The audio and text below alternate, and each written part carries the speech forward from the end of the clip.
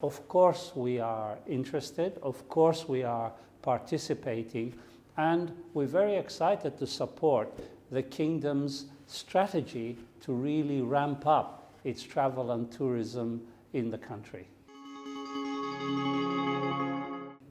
Well, it's been a phenomenal year, and it's been a great year because it's the second year since the acquisition of Starwood, and with that we really catapulted into being not only the world's biggest hospitality company, but also in Middle East Africa, being the biggest operator. Today, with nearly 90,000 keys in operation and in the pipeline.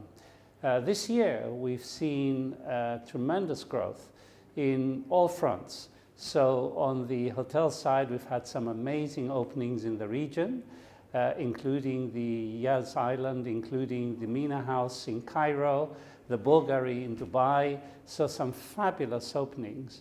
At the same time, it's a year in which our development team has signed nearly 6,000 keys.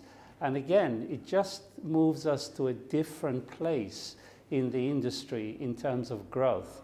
We're projecting that our growth will go from the 87,000 keys that we have today in operation in the pipeline to 150,000 keys by 2022. That's our target, and that's what we're calling our Vision 2022.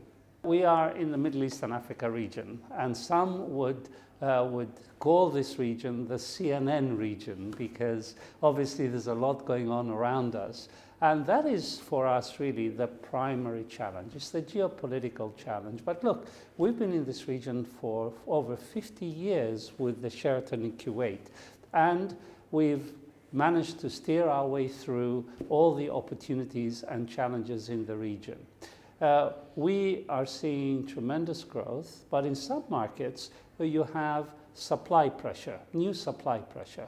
So in particular, the UAE, which has now over 100,000 keys in operation and some 25 or so thousand keys that are in the pipeline. And they're just adding pressure on the supply side. At the same time, similar story in the Kingdom. And this again is a market where we're seeing pressure because of new supply. But look, we are optimistic. We have always been optimistic, and we will work our way through. The UAE has tremendous policies and strategies to stimulate further tourism from emerging markets and from China. So we're looking forward to that happening. And in the Kingdom now, with Vision 2030, Mohammed bin Salman has triggered off some very major projects at the heart of travel and tourism, which once again will stimulate the industry. We are actively involved in all of the three major projects announced. I was privileged to be invited to join the advisory board of the Al Qidiyah project, which is just outside Riyadh, and really amazed to see the true commitment of the government behind these very large-scale projects. Of course we are interested, of course we are participating, and we're very excited to support the Kingdom's strategy to really ramp up its travel and tourism in the country. In any market, you have cycles. I've been around long enough in the industry to have lived through 4 cycles, and they're all different. So you have economic cycles, and we can all look back to 2007 to 9 when you had the global economic crunch, which really impacted the industry globally. Then you have, sadly, terrorism or natural event disaster-led cycles. You can all think back to September 11 and the fact that it pretty much hit the New York hospitality market for a good 2 years before that market came back.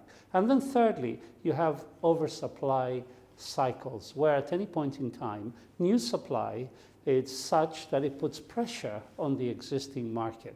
And right now, the UAE is facing an oversupply trough, but that's just timing.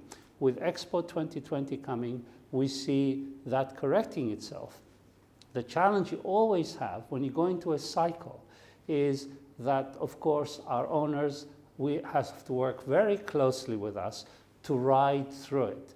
And, you know, it always bottoms out and it always comes back. So the challenge is always to sit down with owners and to work together with our owners to help preserve as much of the bottom line as possible to ride through the cycle until the upside returns. We're very, very excited about a fabulous, fabulous St. Regis in Cairo, right on the Nile.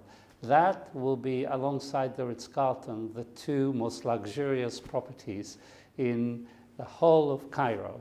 And it's a fabulous hotel. We're looking forward to opening it, we hope, in the second half of this year. The other one is the Yaz Island project that I mentioned earlier.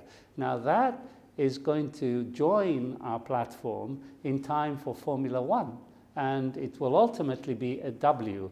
So associating that fabulous brand, the W brand, with Formula One is a huge win for Abu Dhabi, it's a huge win for our owner, and it's a huge win for us.